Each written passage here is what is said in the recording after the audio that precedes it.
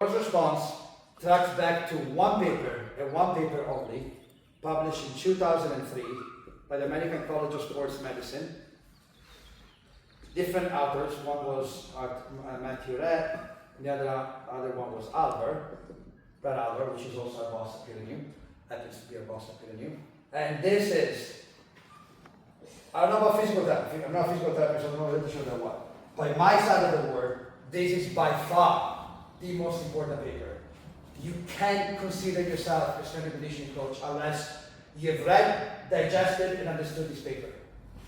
It's a meta-analysis, it's a studies of studies. Usually, a meta-analysis lasts somewhere around 5 years in the literature. After 5 years, they either update it, review it, or change it.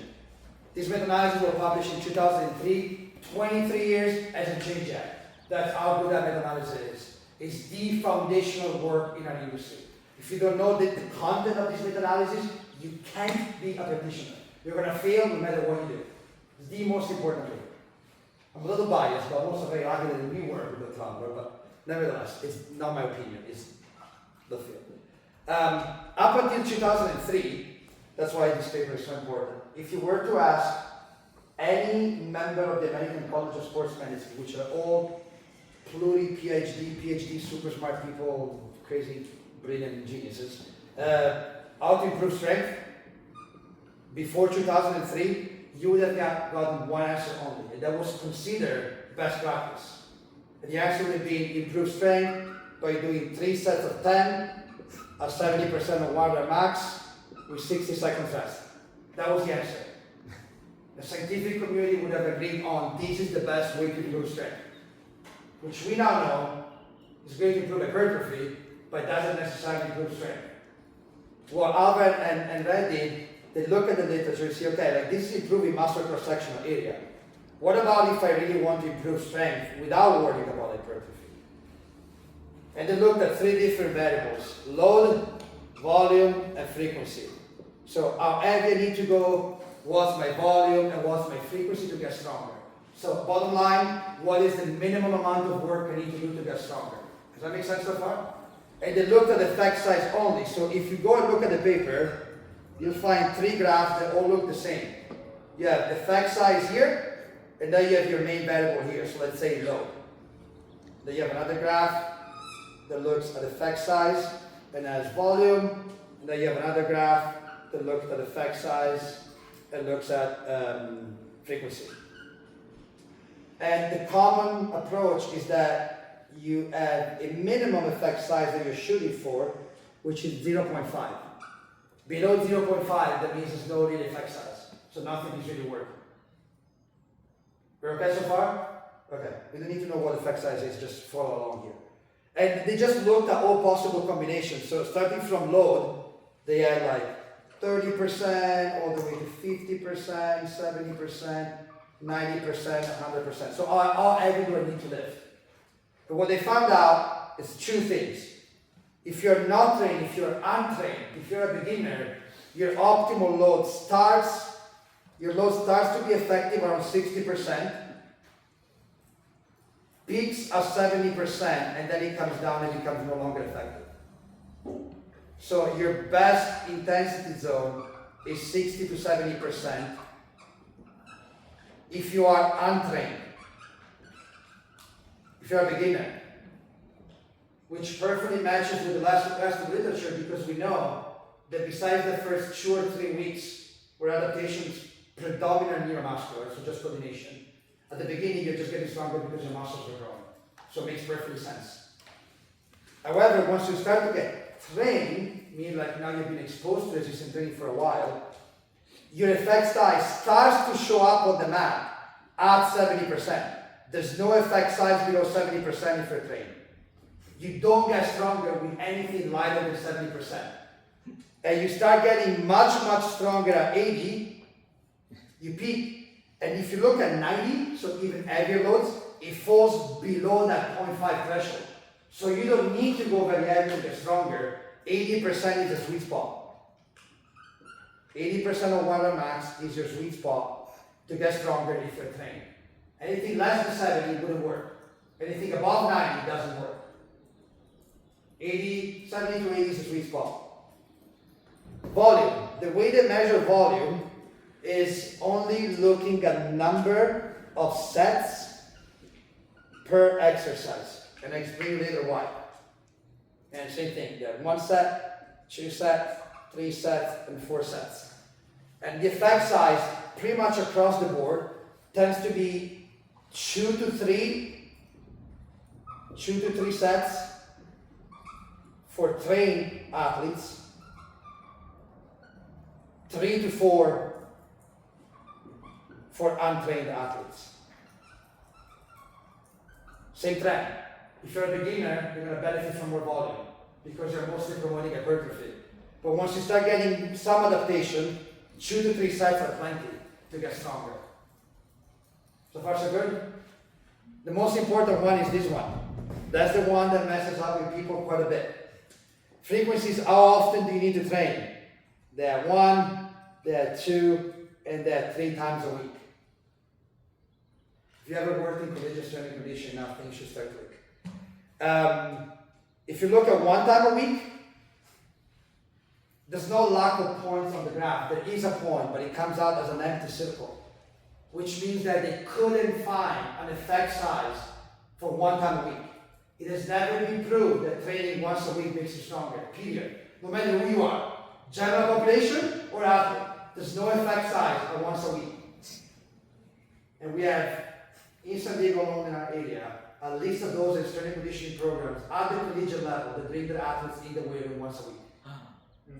Wow. So when I say this paper is important, it's important because it tells you what not to do, but if you read it, you don't know it. And that applies to general population too. You can train once a week and get stronger.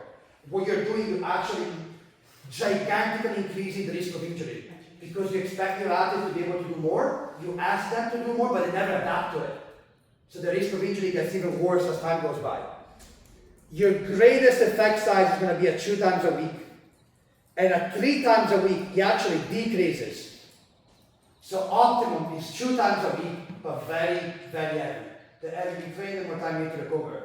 So you can't really go to 3 times a week. So if we put all this information together, the minimum effective dose is 2 to 3 sets. And I can give you the context now for the repetitions. 2 to 5 reps, above 80%, 2 times a week.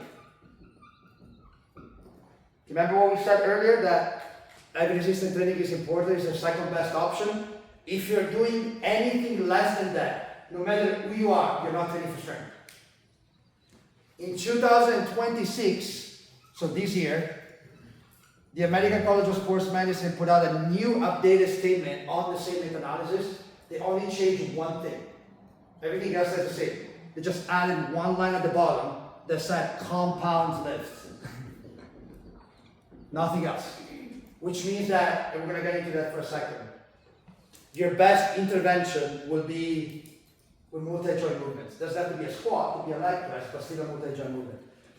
This is the one thing that the meta-analysis didn't include, the number of reps per set. They looked at sets, but not the number of reps per set. The reason is because we know that when our goal is to increase strength, we don't want training to failure. Training to failure is great for hypertrophy, but it's not great for strength. Back in the days, it was just a medical meta-analysis. Now, because of the work of Gordal and others in Spain, we know that has to do with velocity loss. When we train to failure, we're training at a velocity loss greater than 30%, which promotes an increase in muscle cross-sectional area. But the moment we start getting too slow because we're getting too fatigued, our strength is no longer going up. If we want to get stronger, our velocity loss should be less than or equal to 20%, which means that we can't train to failure. Now, by the end of today, you learn how to measure velocity loss. But let's assume that you'll never be able to do that again in your life.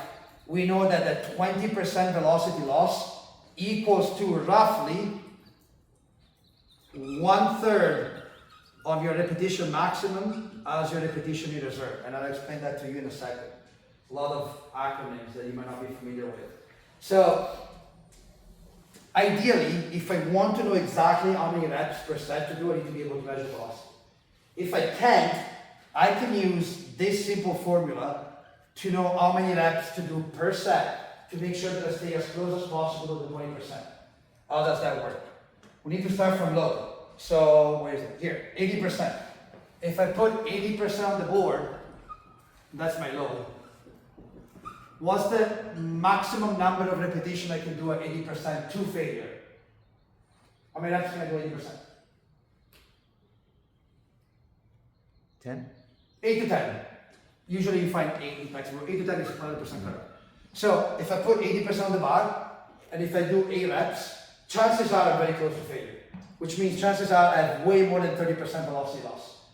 If I want to stay below 20%, I'm going to take this number.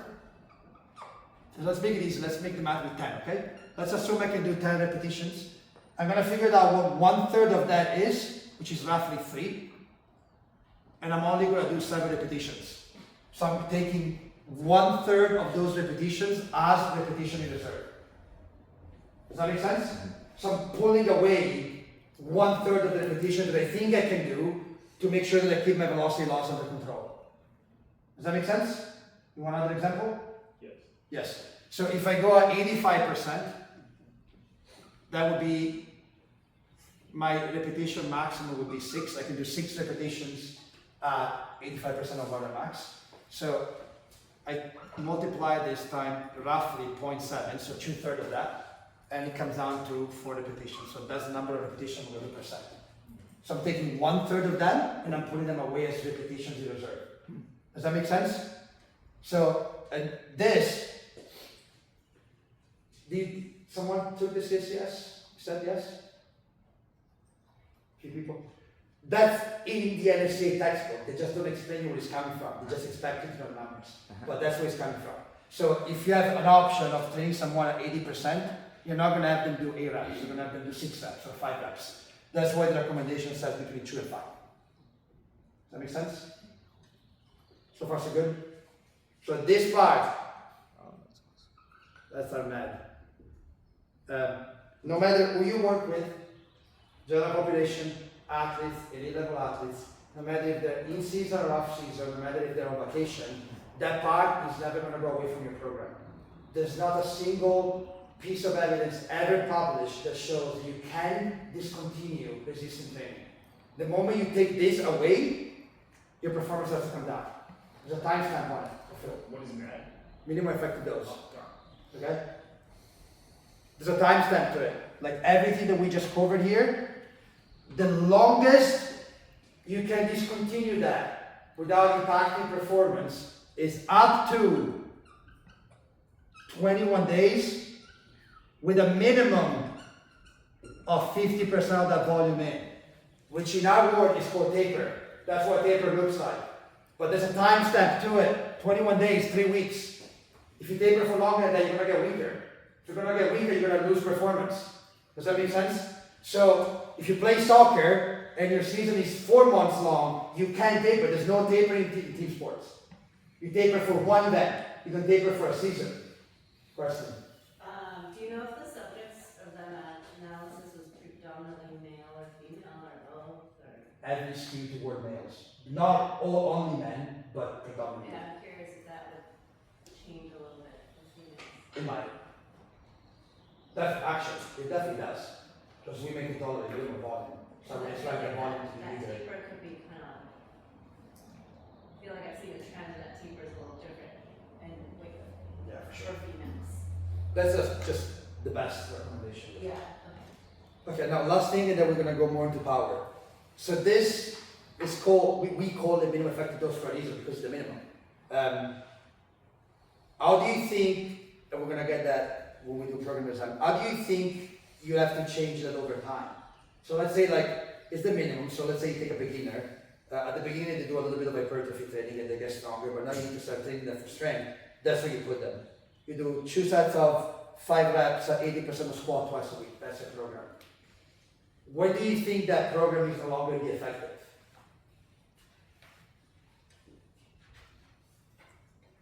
You think they're forever gonna get stronger with only 2 sets 2 times a week? So what we call, what we normally refer to as experience, has to do with baseline level of strength, which means that this volume is going to grow with the strength levels. So if they're weak, that's weak. If they're normally strong, that volume is going to be enough to get them stronger. Once they start getting stronger, that volume is not going to be enough anymore. It's going to grow with their strength.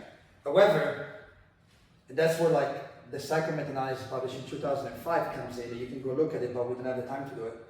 The only thing that is going to change with all this over time, so if you were to consider what you can refer as a max dose, so this is the beginning where I'm going to take them,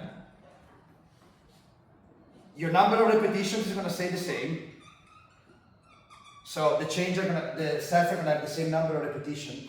Your intensity is going to go just a little bit bigger, like above 85, because there are data that shows that on trained athletes, 80% is too light, 85% is optimal. Your frequency is going to stay the same, so you don't need to train for strength more. Actually, the meta-analysis in 2005 shows that for experienced athletes, 3 is significantly worse than 2, because the intensity is much higher. They train harder when they go to the gym.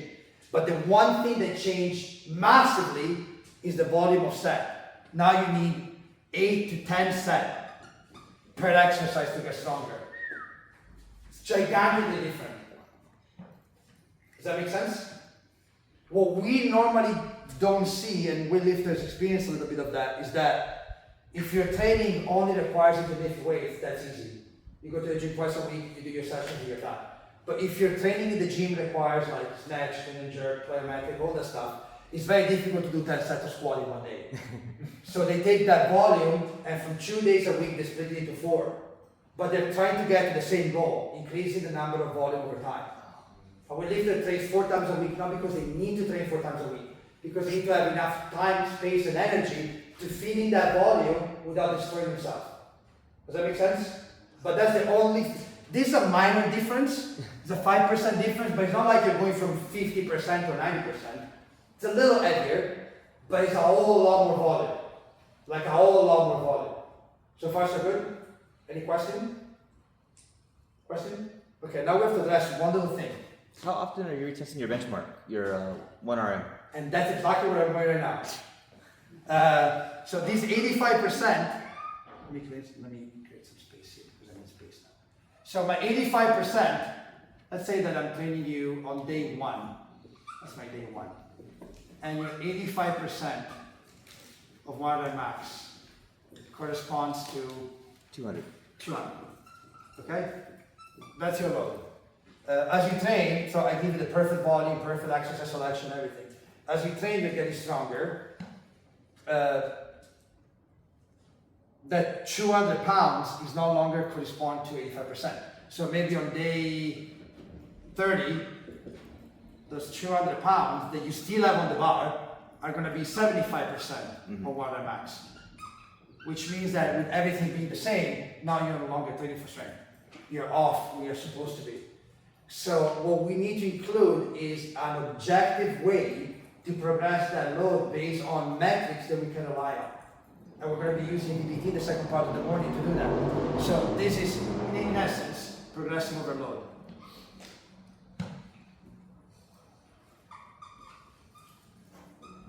We need to find an objective way to do progressive overload. I'm going to give you 3 now on the whiteboard, 3 different methods.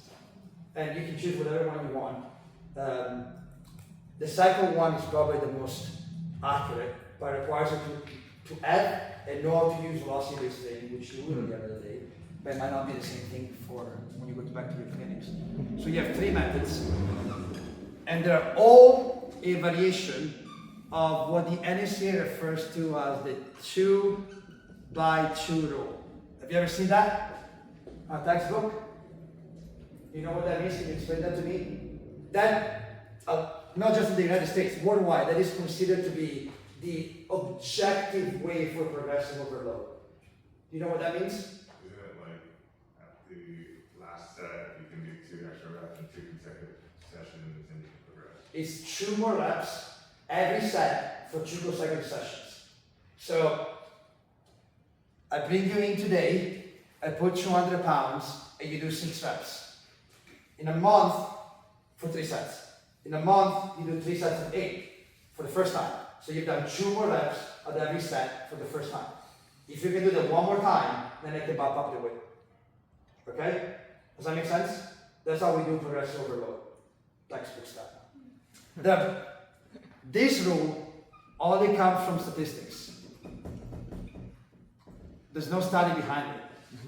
2 reps corresponds roughly to an increase in 5% of load. And 5% load happens to be the minimum detectable change. So what we can measure that is different over time. Does that make sense? So you might changing your weight less than that. We can't assume you're getting stronger, there might be noise. But if it's at least 5%, we know you're actually getting stronger. And you have to do that for 2 consecutive times to decrease false positive. It's the same approach in data science, sports science. If you look at risk of injury, they always want to have 2 consecutive points because you're decreasing the likelihood of a false positive. Does that make sense? That's how they came to that 2 by 2 rule. The problem with that, can you see what's the fundamental problem with that approach in strength training? How do what you need to do if that rule works perfectly? There's nothing wrong with that. It just doesn't work for strength training. Can you see why? If you think of the example I just gave you, it's clear as it can be. Limited. I need to train to failure to make it happen. I need to push every set to failure to know how many reps more I can potentially do, which is not what we want in strength training. So the very first approach to fix that is using the 2 by 2, but looking at repetition in reserve. So you want 2 repetition in reserve more than what you have for 2 consecutive times. Does that make sense? So I tell you how many reps to do per set. You tell me how many repetition in reserve you have. And if today you have 2, and in a month you have 4 for 2 consecutive times, now you have 2 repetition in reserve more than you had before. But I'm still training you with repetitions in reserve. Does that make sense? That's the easiest possible approach. So, But the untrained can't rate it. Excuse me? But the untrained can't rate it. Yes. So I'm giving you like 80% of one rep max. I know that you can do 8 repetition maximum. I program you 5. So now I'm programming you 3 repetition in reserve. I am controlling that. Yeah. I know what I'm expecting to see. You come to the weight room, and on day 1 you tell me that you had 1.5 repetitions or whatever, because you perceive some fatigue. After a month, you had 2. After 2 months, you had 3. Now you're where I wanted you to be. I need to wait for you to tell me that you had 5 repetition reserve. So 2 more than what I originally programmed for you. Does that make sense? What's the problem with that approach? Why did I tell you the second one is going to be better? Subjective. Yes. They come to me and they just, It's always heavy. yeah, like they got a promotion, whatever, they're happy that day, and they were about to die and they're at 10 repetition reserve. It's clearly something not working there. The second approach, which bypasses the issue, is using mean propulsive velocity, or bar velocity, the average bar velocity. This is not velocity-based training, we're just using velocity to see where the load is at. The way that works, you take the first set only, not the entire workout, just the first set of that session, not the second or the third. Because fatigue is cumulative, so it's going to get bigger and bigger. You take the first set, let's say you have programmed 3 sets of 3 at 85, right? That's your program. You take only the first set, and you have rep 1, rep 2, and rep 3. So you're only taking the first set. You attach linear position transducer, and you look at the velocity. This velocity has no nominal meaning behind it. It means nothing. You're not doing VBT. It doesn't matter what that velocity is. You're just looking at the velocity. First, second, and third rep. You add that and divide it by 3, so you make the average, and you look at what the velocity comes out to be. Let's say 0.39. That's your starting point. Okay? The way you translate this rule to velocity is by knowing that roughly 5% of the load correspond to 0.05 meter per second. We know that. It's mathematics, it's linear regression. So we know that every change of 5% in load corresponds to a 0.05 change in velocity. So when this velocity goes up by 0.05 for 2 consecutive times, then you have your 2 by 2 rule. And that's perfect to a T, it never fails. You might be off by 1 repetition, because that's purely mathematics. The only way that that fails if there's no intent behind the lift. If you're intentionally moving slower. But if they're trying to lift that weight as fast as they can, that works perfectly. And you don't need to know velocity-based training. These numbers mean nothing to you. You can apply what we learned so far and just check velocity. Okay? So far so good? The third approach, which is it's called predicting or estimating water max. It's a little bit more complicated, and I'm not going to put it on the board, I'm just going to explain it to you, because we're going to see that later when we do VBT.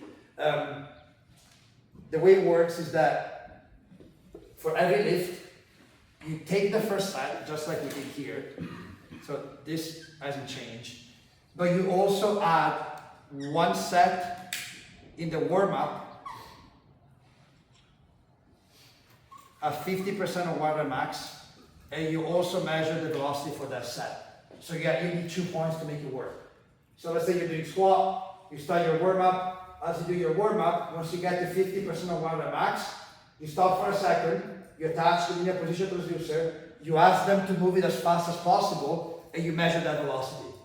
Then you continue your warm-up, you get to your first working set, you do your first working set, and you measure the velocity. Now you have 2 points. With 2 points, you can go on an Excel file. You're going to have your 50% here. Sorry, your 80% here, or 85, whatever the example was. You're going to have your 50% here. You're going to have your velocity here, your velocity here. You can create a force velocity profile by inputting your minimum velocity threshold, which for a squat is 0.24. You'll be able to find what the predicted water max is for that day.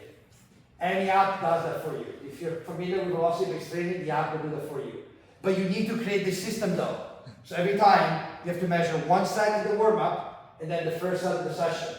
And that will tell you that for that day, based on that profile, your predicted water max was 235 pounds. Now you need to do a lot more stats here. Because the numbers doesn't really tell you much unless you know what your real water max is and what the difference is. The 2 by 2 rules applies here if your difference between your predicted and your real is bigger than 5% for 2 consecutive times. Because it needs to be bigger than the minimum detectable change. Doesn't matter how big you look at that number to be, is the difference. If it's more than 5% for 2 consecutive times, then you just take that number, you start programming using that number. Because it means you're getting stronger. Does that make sense? But you need to know VBT very well to be able to do this. So you need to have a system in place to do it. Any questions so far? Everything is straightforward? So volume, we got the volume. We know that over time, your intensity is going to change just a little bit, but your volume is going to increase quite significantly. And you have a way to make sure that you stay on track. So right now, everything we program for strength training is as objective as it can ever be. Can you repeat the third one in a different way, please? Yes. I don't know if I can repeat it in a much different way, but I'll try. Or just again. Yeah, Thank so you. if you look at the literature, this is called the 2 points method. It's a method to predict your water max based on the load velocity curve, nothing else. So you need 2 points because that's where you need to get a straight line. And those 2 points are coming from 2 different loading conditions. One is always set at 50% of water max. So you do your warm-up set, you check the velocity, you plot it. You see what the velocity is. Then you continue your warm-up, you get to your first working set, like the same way we did here. You measure the velocity, you plot it, you get a straight line. The slope of that line is your first velocity profile. Okay, that's your first velocity profile for deadlift. That line equals, it's a straight line. Like you can manipulate it whatever way you want it. What you want to find is the y-intercept, so where the line crosses the y-axis, at a velocity that corresponds to your y max. And that velocity is called minimum velocity threshold. Every lift has its own. In the squat, that's 0.24. We know that in the literature. So you go on Excel and you tell them my x is 0.24. Tell me what my y is. Tell me what my load corresponding to the velocity is. And the app will tell you, based on this slope, the load is 235 pounds, or whatever the load is. It can be greater than or smaller than your real water max. If you come in the gym and you're extremely fatigued and you do that, it's going to give you a smaller number because your velocity is going to be slower. But if you're having a good day, those weights are moving faster, it's going to give you a much bigger number, like 20 pounds heavier, 30 pounds heavier. You need to make sure that the difference between the number that you get and your real number needs to be bigger than 5%. Because that's the minimum technical change, otherwise it can be noise. It can be just randomness for that day. If it is bigger, if it is more than 5% for 2 consecutive days, then you can take that number and use it. That's how Brian Mann and other people that do velocity-based training program. It's very sophisticated, but once you get a little bit familiar with velocity-based training, you can do it. Once again, the biggest, gigantic margin of error comes from the minimum velocity threshold. Because, like, if I take all of you, and if I have you do a 1 maximum squat, maybe 1 or 2 of you would move up 0.24. We're all different. Just that's a number that we have in the literature. If you take a power lifter, they're probably going to do that at 0.12 meters per second because they're used to move slower. If you take a random dude walking in the weight room, they're going to struggle at 0.32. So you still have a lot of, like you have a gigantic margin of error there. But with people that use that method, usually they test them while they're max and they measure the MVT for that subject. And we're done a lot. It can be done. It's just time consuming. So you have one method that is very easy to apply, but it's extremely subjective. It depends on the person. You have one method that is as good as science, but it requires a lot of data collection. This is like kind of in between. And you can't really go wrong with that because as long as they're pushing, if there's intent, the method is going to be as accurate as it can ever be. And here you have this. If you just do this for the rest of your life, you have progressive resistant training. You don't have to worry about guesswork, a random increase in load. Most importantly, you don't have to worry about periodization anymore in your life. There's no need to periodize resistant training. That's all you need. Because velocity will do that for you. When they're getting stronger, it's going to get heavier. And when they're no longer getting stronger, guess what? You need to increase the volume. You little by little increase the volume. You're done with periodization. Periodization is part of the past. Periodization existed before sport science. Periodization was a way to create an artificial method of increasing weights when you didn't know what the heck was going on. But now that we know what's going on and we can measure, you don't need to worry about periodization ever in your life.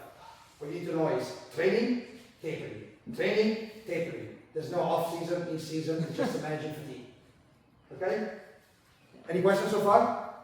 I need to create a little bit more space and then I give you a break. Just give me another 30 minutes. Then we'll take a break. So we're perfect on our schedule. I'm gonna clean here at the bottom. Pictures? How much is the master's degree in you? How much is the master's degree in I don't know. Getting 2 whiteboard shots for getting a master's. This is less than a week worth of lecture class. He knows. This is the room for entry. You keep saying my name. I'm not even I canceled everything just to have more space. and like the whole all this Okay, so we got that part of the curve done. Now let's look at the other one.